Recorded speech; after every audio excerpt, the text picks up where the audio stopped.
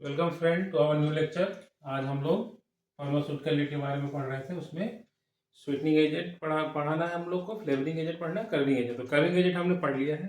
अब आते हैं हम लोग फ्लेवरिंग एजेंट। फ्लेवरिंग एजेंट नाम से पता फ्लेवर, फ्लेवर मतलब होता है कि वो सब्सटेंस जो अच्छा स्मेल करे, स्मेल में अच्छा हो, और या टेस्ट करने पे उसको एक पर्टिकुलर फ्रूट या किसी चीज की स्मेल आए। ठीक, तो कुछ आपको पहले बताया है कि जो ड्रग होती है उसमें से कुछ ड्रग ऐसी होती है जिसमें से अच्छा फ्लेवर या टेस्ट नहीं आता, तो उसके लिए हम लोग फ्लेवरिंग एजेंट यूज करते हैं। तो फ्लेवरिंग एजेंट क्या होता है? यूज फॉर मास्किंग अनप्लीजेंट और अनएक्सेप्टेबल ऑर्डर। ऑर्डर को हम लोग स्मेल कहते हैं। कोई अनप्लीजेंट मतलब होता है कि जो मनुष्य के लिए सही नहीं है। ओके, अब आते हैं classification of flavouring agent. Classification of flavouring agent की बात अगर करें तो जैसे हम लोगों ने डिस्कस किया था इससे पहले कलरिंग एजेंट में, उसी तरह से फ्लेवरिंग एजेंट भी दो तरह से मिलता है। एक तो होता है हमारा नेचुरल सोर्स, दूसरा होता है सिंथेटिक सोर्स।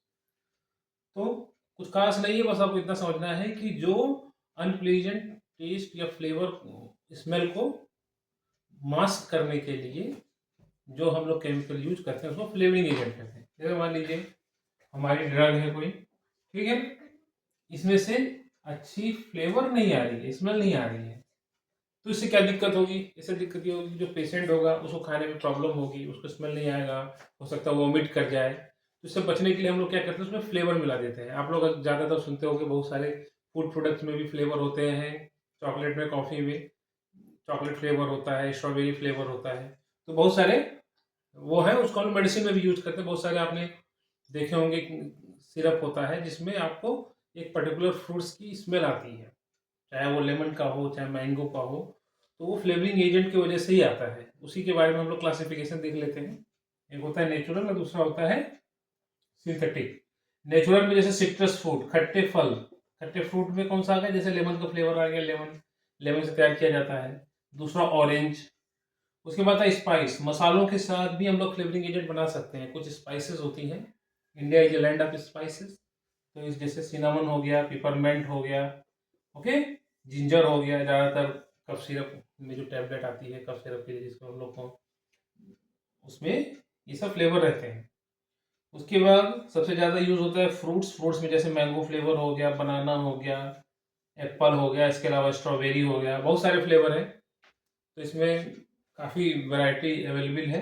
डिपेंड करता है, जैसे पेशेंट बच्चा है या फिर ऐसा है जिसको वो नॉर्मल जो ड्रग होगी उसको वो इनगल्फ नहीं कर पाएगा, खा नहीं पाएगा, तो उसके लिए हम लोग फ्लेवरिंग एजेंट यूज करते हैं।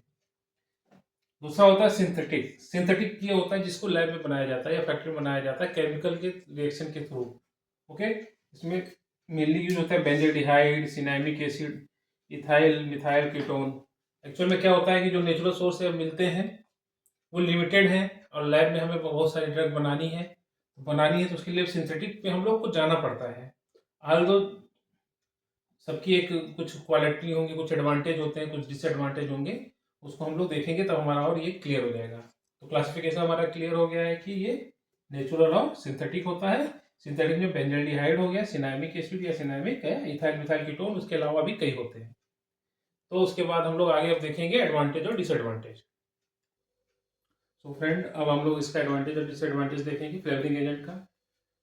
तो अगर एडवांटेज की बात करेंगे तो to mask unpleasant odour, unpleasant odour या स्मेल, उसको मास्क करने के लिए हम लोग फ्लेवरिंग एजेंट का यूज करते हैं। सबसे बड़ा एडवांटेज इसका ही हो गया। उसके बाद दूसरा आता है increasing patient compliance for chewable tablet.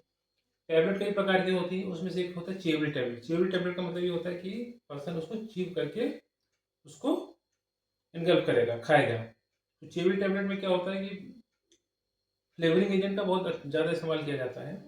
ज़्यादा का मतलब ये उसे अप्रोप्रिएट रेशियो में ही इस्तेमाल किया जाता है, बट पेशेंट कंप्लायंस से सुटेबल होता है। Any person who is using chewable tablet खाएगा तो उसको कोई बिटर टेस्ट नहीं फेस करना पड़ेगा, या फिर कोई bitter flavour, unpleasant flavour face नहीं करना पड़ेगा। तो पेशेंट कंप्लायंस बढ़ जाता है। पेशेंट कंप्लायंस सीधे मतलब है कि पेशेंट के फ्रेंडली, पेशेंट जो है उस दवा को अपने इजिली यूज कर सके, उसको कोई प्रॉब्लम ना हो, उसे कहते हैं पेशेंट कंप्लायंस। ओके, तो इसके अलावा कई सारे डिसएडवांटेज हैं, लेकिन दो इंपॉर्टेंट हैं। सॉरी, एडवांटेज हो गए, अब आप डिस्कस करते हैं डिसएडवांटेज। Lack of varieties.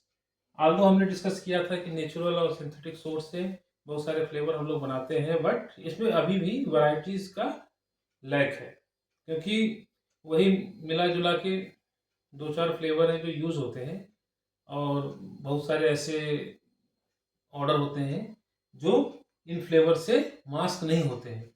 तो दूसरा इसका जो डिसएडवांटेज ये है कि intolerable flavour can not be mask.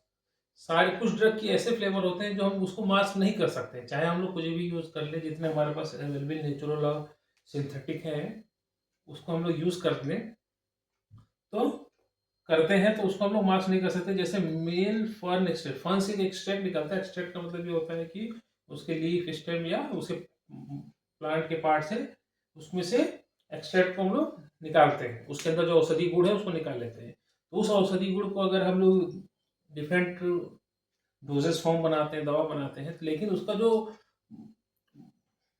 Original जो फ्लेवर या टेस्ट होता है जो उस प्लांट का, उसको हम लोग कुछ भी मिला दें, कोई नेचुरल सोर्स का कुछ भी मिला दें या कोई सिंथेटिक फ्लेवर मिला दें, तो भी वो चेंज नहीं कर पाते हैं। तो ये थोड़ा सा इशू रहता है। आल्दो अगर हम लोग मिलाने की कोशिश भी करते हैं तो हमारे ड्रग के साथ रिएक्शन करके वो टॉक्सिसिटी भी क्रिएट कर सकता है। तो दो डिसएडवांटेज है, वैरायटी की कमी है, दूसरा इनटॉलरेबल फ्लेवर होते हैं बहुत सारे जिसको हम लोग मास्क नहीं कर पाते हैं। तो बहुत सारे आपने दवा भी देखी होगी जो आप लोग को कड़वी होती है, उसमें ये दिक्कत आती है कि हम लोग उसको मास्क नहीं कर पाते। अगर मास्क करने की कोशिश करेंगे तो उसका हो सकता है नेचर बदल जाए, उसकी स्टेबिलिटी बदल जाए। इस टाइप की समस्या से ओवरकम होने के लिए हम लोग को और वैरायटी बनाने पड़ेंगे, डिस्कवर करने पड़ेंगे, और इनटॉलरेबल फ्लेवर है उसको मास्क करने के लिए भी बहुत सारे काम करने हैं। तो दो हो गए डिसएडवांटेज और दो आपके एडवांटेज। तो फ्लेवरिंग एजेंट में इतना अगर आपने पढ़ लिया तो सफिशियंट है एग्जाम पर्पज से, डी फार्मा लेवल पे। Thank you.